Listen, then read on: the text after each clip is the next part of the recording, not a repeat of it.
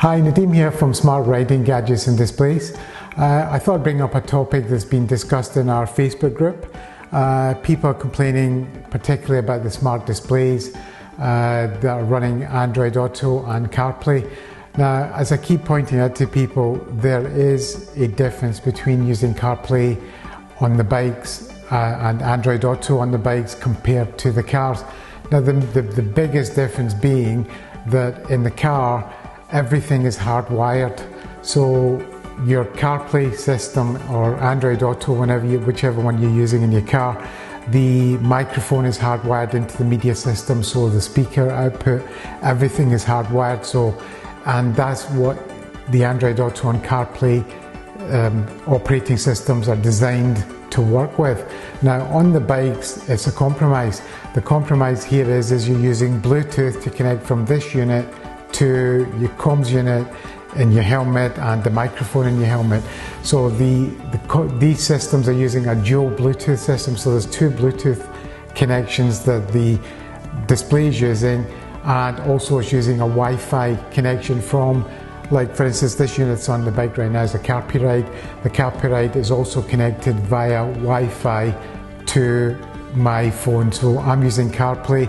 So at any given time, I have two Bluetooth connections and a Wi-Fi connection.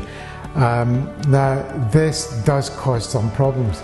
Now, the problems vary depending on the operating system. I think Android Auto, especially if you're using a Samsung phone, seem to have it worse.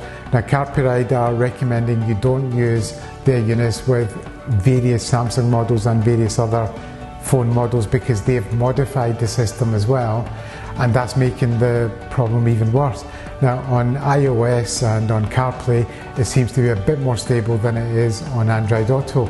Now when I'm using this system, I can make and take phone calls, I can listen to my music, I can hear the maps from Google and from Waze and from whichever map that I decide to use, it works.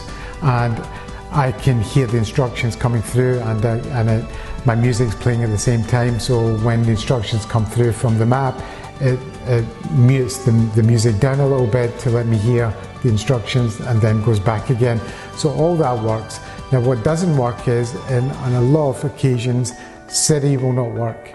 If I try and get Siri to work whilst I'm riding and try and say, hey Siri, 9 times out of 10 it will not work. Now, is that a problem? So that's for you to decide. If this is something that you cannot live without, then this isn't going to work for you. Now, there's always going to be some compromises, whichever manufacturer of display you use, because they're all using the same systems at the end of the day. They're all using CarPlay and Android Auto. So it's not the specific manufacturer's fault either that these things are not working. It's going back to the operating system and those compromises we talked about at the beginning, having to use Bluetooth and Wi-Fi to connect everything. So if it's something you must have, it's just not going to work.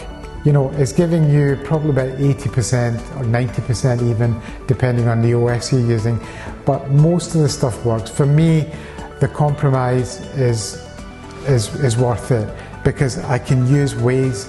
It's giving me speed trap warnings, etc, etc. Now this is a BMW. I was using the Navigator 6. The Navigator 6 has got so many issues with it, ghosting problems, and the units just don't last. They just keep breaking down. So this for me is a much, much better solution. I'm really happy. I can change my playlists on the move. I can listen to my music. Everything is centrally on this unit.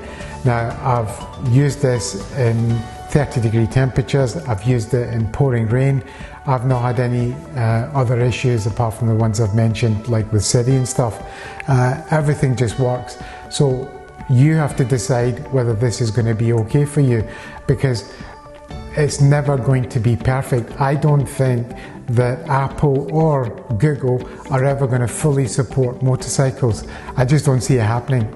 Maybe they will, but if it is, it's not going to happen anytime soon. I think that's also why the main manufacturers such as BMW, Triumph, Kawasaki, Honda, they haven't built Android Auto or CarPlay into the bikes, and I think that's the reason. That's why we have these third-party manufacturers making these displays, whether it's Chigi, whether it's Carpuride, Recoil, whichever ones you want to name. They're making them because the manufacturers won't, and the manufacturers won't because they know it will not work 100% of the time with everything, and they can't be bothered with the issues that are going to arise from that.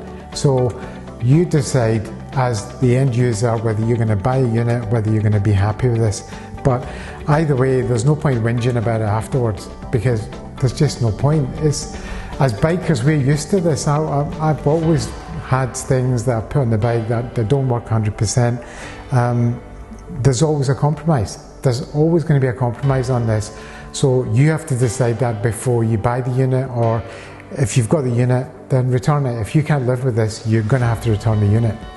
Anyway, I thought I would just bring this up just so everyone understands, and hopefully it'll help other people make a buying decision. You can look at other YouTube videos where I'm using the unit.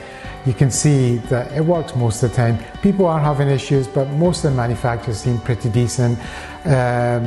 If they're not working, if something goes wrong, they tend to be either refunding or replacing the units. Personally, as I said, I've used my unit for quite a while now. I'm very happy with it.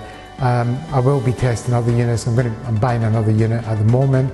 I'm also waiting for a new Chigi unit coming out. There's a new Chigi unit which is supposed to be BMW bracket based, and more importantly, the Wonder Wheel will work.